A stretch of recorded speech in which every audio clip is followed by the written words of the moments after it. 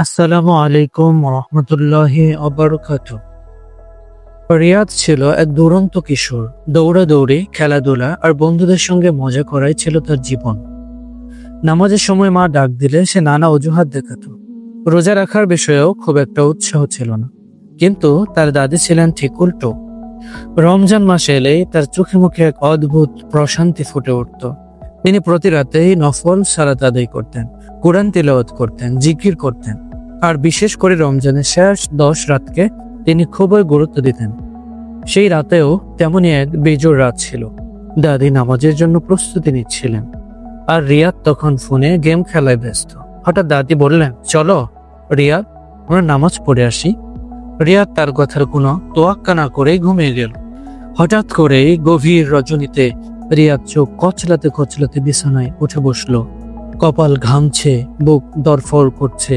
সে স্বপ্ন দেখেছে একটা বিশাল স্বর্ণের দরজা আলো ছড়িয়ে খুলে যাচ্ছে, আর তার ভেতর থেকে এক মিষ্টি কণ্ঠ ভেসে আসছে আর বলছে, এগিয়ে আসো, এই রাতেই তোমার সমস্ত পাপ মাফ করে দেয়া হবে।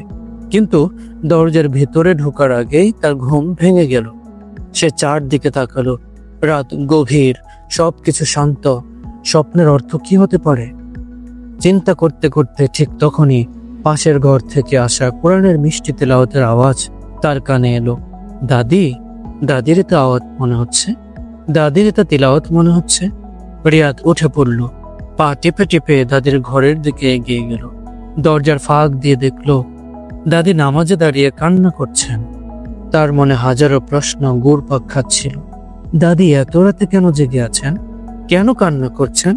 ঠিক তখনই দাদি সালাম ফিরিয়ে আল্লাহর দরবারে হাত তুলে বললেন, হে আল্লাহ, যদি আজ শবে কদর হয় তাহলে আমার সমস্ত গুনাহ মাফ করে দাও, আর আমার নাতিকে তুমি হিদায়াত দান করো, যেন সে তোমার পথে চলতে পারে। রিয়াদের বুক ধুক করে উঠল। শবে কদর? তাহলে আজ সেই রহস্যময় রজনী?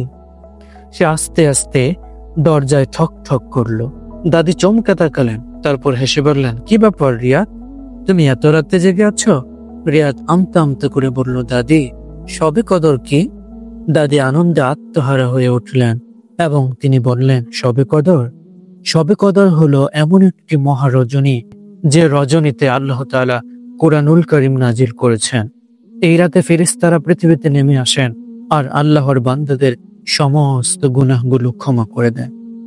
রিয়াদ একটু দ্বিধায় পড়ে গেল, কিন্তু দাদি, আমি তো খুব বেশি ভালো কাজ করিনি, আমার কি এই রাতে কিছু চাওয়া ঠিক হবে?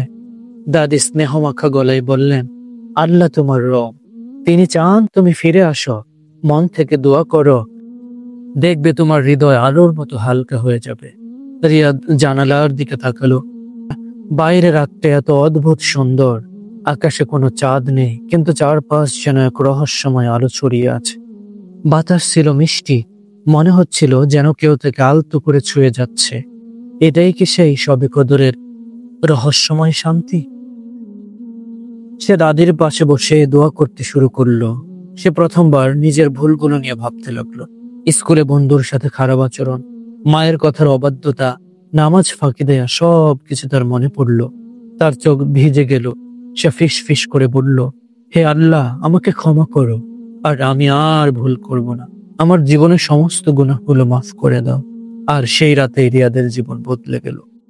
সে এখন 5 ওয়াক্ত সালাত আদায় করে, বাবা মার কথা শুনে, আর মাঝে মাঝে দাদির সঙ্গে গভীর রজনীতে ওঠে তাহাজ্জুদের সালাত আদায় করে। কারণ সে বুঝে গেছে শবে কদর এক রহস্যময় নয়, এটি এক নতুন জীবনের আলো।